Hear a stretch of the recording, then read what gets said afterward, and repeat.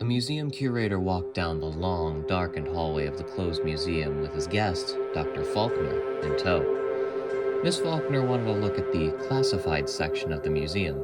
She said that it was for research purposes, and that she absolutely needed to see the amulet. That amulet. Yes, the curator knew it very well.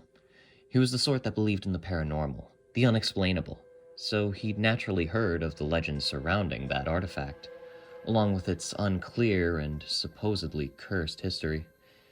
The legend stated that if you touched this amulet, then you would be marked for death. He brought a pair of disposable surgeon gloves to avoid making any skin contact with the amulet, a loophole that he'd learned from a fellow co-worker.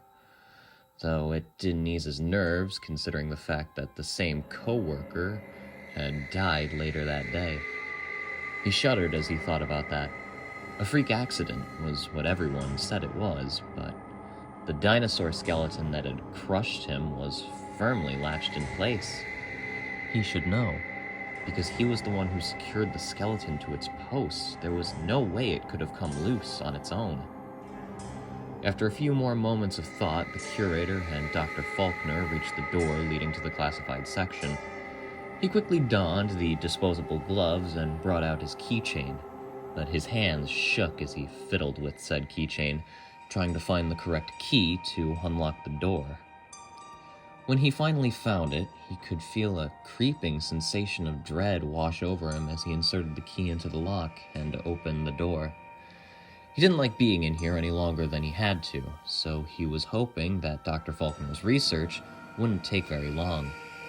As they approached the amulet's glass display case, that feeling of dread only became stronger. Ah, finally. Here we are. Let me have a look at it, Dr. Faulkner said impatiently. She was tapping her foot on the floor as he carefully removed the amulet from its display and handed it to her. As he did so, her eyes had a devilish glimmer to them. Pleasure doing business with you, she then said in an eerily calm voice. He didn't even have time to react as Dr. Faulkner pulled out a pistol and shot the poor curator in the back of the head. For the precautionary work he'd done, there was one unfortunate mistake that he had made. In his shaky effort to find the correct key, he had accidentally scraped a very small portion of the glove off of his ring finger.